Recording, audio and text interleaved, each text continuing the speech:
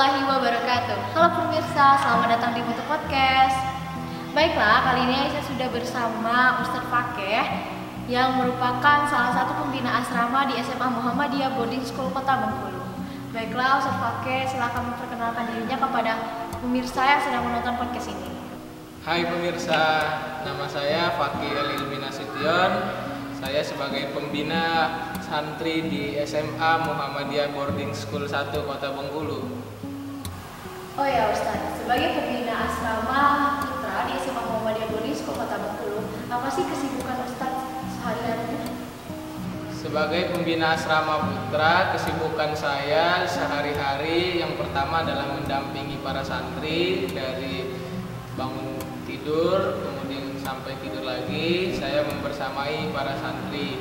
Kemudian saya juga mengajar mata pelajaran, yaitu ada ilmu shorof dan tafsir. Nah, kebetulan pendidikan terakhir saya mengambil program studi ilmu Al-Quran dan tafsir di Universitas Muhammadiyah Surakarta. Oke pemirsa, kali ini kita akan membahas seputar Muhammadiyah bersama Ustadz Fakih. Oh iya Ustadz Fakih, menurut Ustadz Fakih, apa sih Muhammadiyah itu? Secara umum, Muhammadiyah merupakan organisasi keagamaan yang didirikan oleh Kiai Haji Ahmad Dahlan pada tanggal 18 November 1912, tepatnya di kota Jogja. Muhammadiyah merupakan organisasi yang sudah lama kita kenal di Indonesia. Menurut Ustadz Fakih, apa sih ciri yang membedakan antara organisasi Muhammadiyah dengan organisasi yang lain? Ciri yang membedakan Muhammadiyah dengan organisasi lain, sebagaimana kita ketahui bahwa Muhammadiyah ini kan memiliki ciri dalam gerakannya ya. Yang pertama adalah Muhammadiyah sebagai gerakan Islam, yang kedua Muhammadiyah sebagai gerakan dakwah amar ma'ruf nahi munkar, yang ketiga Muhammadiyah sebagai gerakan tajdid. Nah, di antara yang pertama dan kedua, Muhammadiyah sebagai gerakan Islam dan sebagai gerakan dakwah, organisasi-organisasi keislaman di luar Muhammadiyah, selain Muhammadiyah, itu juga memiliki ciri yang sama. Mereka sama-sama memiliki ciri gerakan Islam dan gerakan dakwah. Akan tetapi yang paling membedakannya adalah Muhammadiyah sebagai gerakan tajdid, ciri gerakannya. Maksudnya Muhammadiyah adalah gerakan keagamaan yang mempunyai visi pembaharuan yang lebih daripada organisasi-organisasi yang lain. Nah, sebagaimana yang kita ketahui bahwa Kiai Haji Ahmad Dahlan merupakan orang yang paling berani melakukan pembaharuan pada waktu itu di kota Jogja.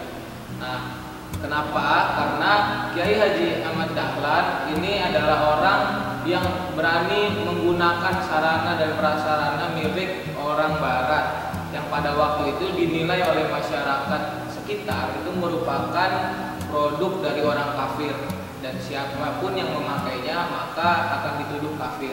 Nah, tetapi kalau bisa kita katakan pemikiran Kiai Haji Ahmad Dahlan pada waktu itu sudah melampaui zamannya. Artinya ketika pada waktu itu masyarakat sekitar masih menganggap bahwa menggunakan sarana dan prasarana dari orang kafir itu dianggap kafir, Kiai Haji Ahmad Dahlan menggunakan cara itu. Kenapa? Karena bagi Kiai Haji Ahmad Dahlan itu merupakan satu pembaharuan. Nah, salah satu contoh berdakwahnya melalui pendidikan. Sebagaimana juga kita ketahui ya, bahwa Kiai Haji Ahmad Dahlan pada waktu itu membangun semacam langgar atau semacam pondok lah.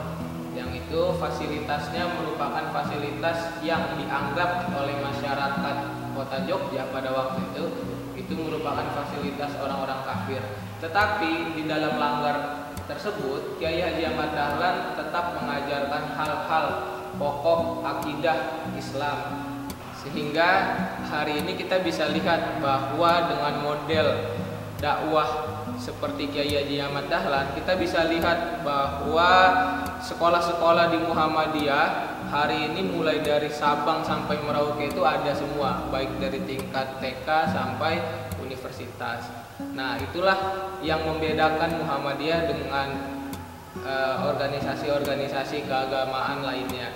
Jadi Muhammadiyah adalah gerakan pembaharuan.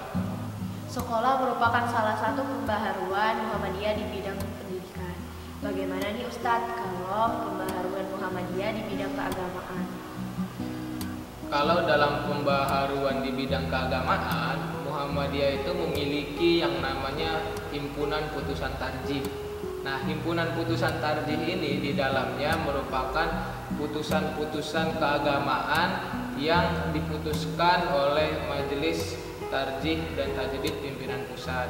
Di dalamnya itu membahas masalah keagamaan. Contoh pembaharuan dalam bidang keagamaan salah satunya itu adalah penentuan arah kiblat.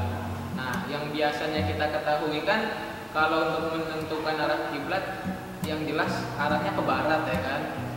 Bagaimanapun posisinya pokoknya kiblat harus menghadap ke barat. Nah, di dalam Muhammadiyah untuk menentukan arah kiblat itu tidak selalu berpatokan pada barat, tetapi mengarah ke Ka'bah.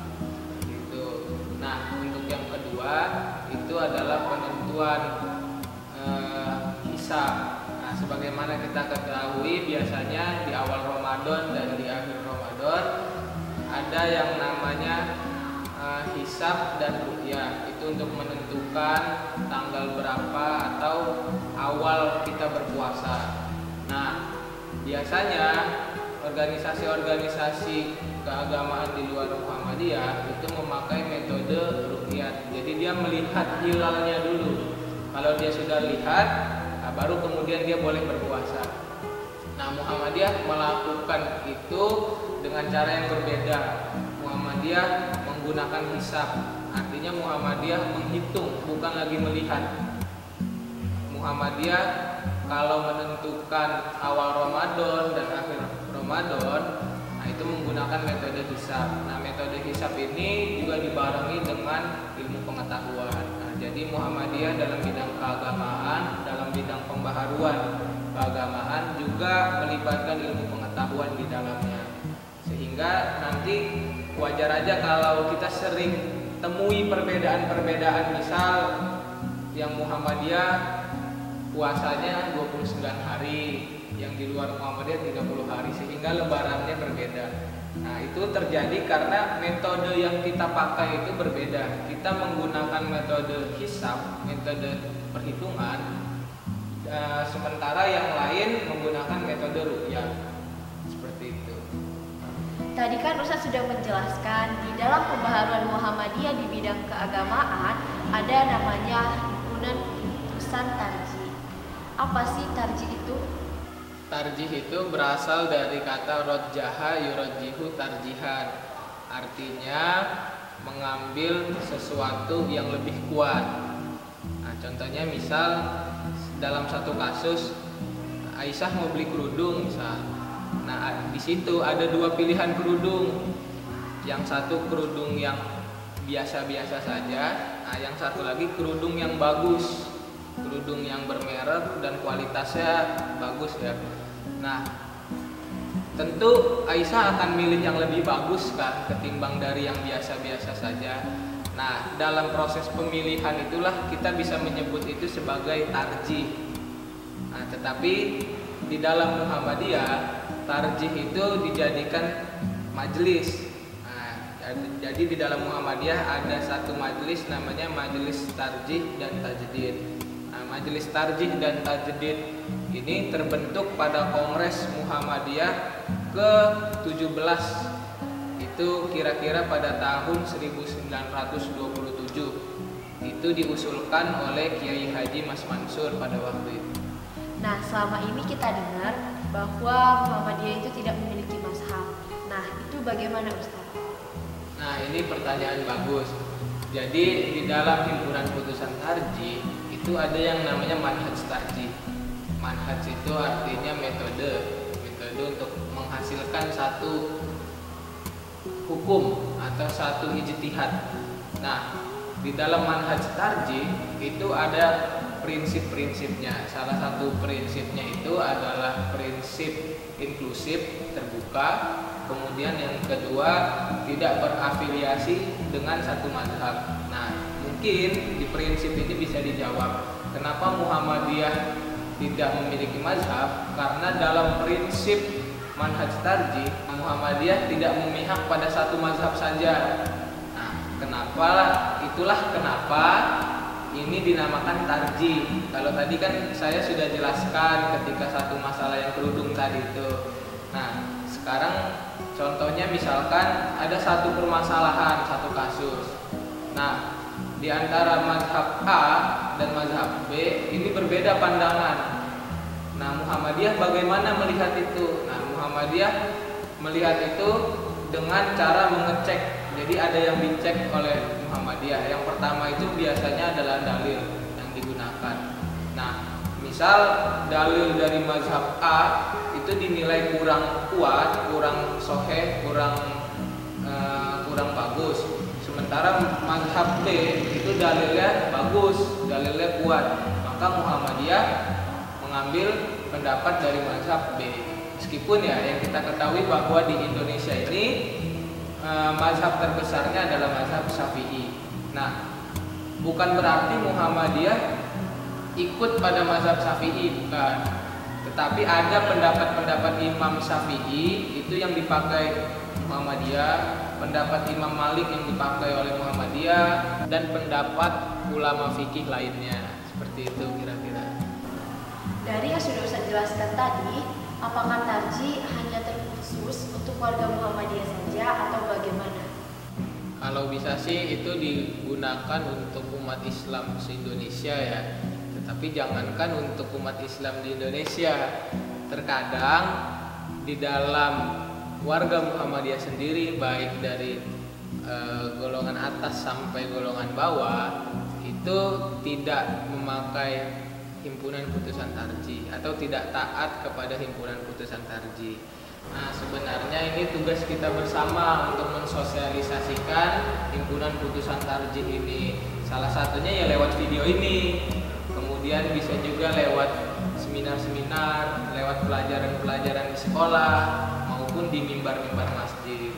Jadi tugas kita sebagai kader Muhammadiyah itu untuk mensosialisasikan sejauh dan seluas mungkin produk-produk fikih Muhammadiyah. Seperti itu kira-kira. Baiklah pemirsa, itu tadi obrolan kita seputar Muhammadiyah. Dan ada beberapa hal yang dapat saya simpulkan, bahwa Muhammadiyah merupakan gerakan Islam, gerakan dakwah amar ma'ruf nahi munkar, dan gerakan tajdid atau pembaharuan. Dan kita sebagai kader Muhammadiyah hendaknya menyebarluaskan produk-produk tarji Muhammadiyah. Oke, untuk Ustaz Fakih, terima kasih sudah mau meluangkan waktunya untuk podcast kali ini. Dan buat pemirsa yang sedang menonton video ini, jangan lupa di like, comment, and subscribe, dan jangan lupa aktifin notification-nya, serta see you in the next podcast. Wassalamualaikum warahmatullahi wabarakatuh.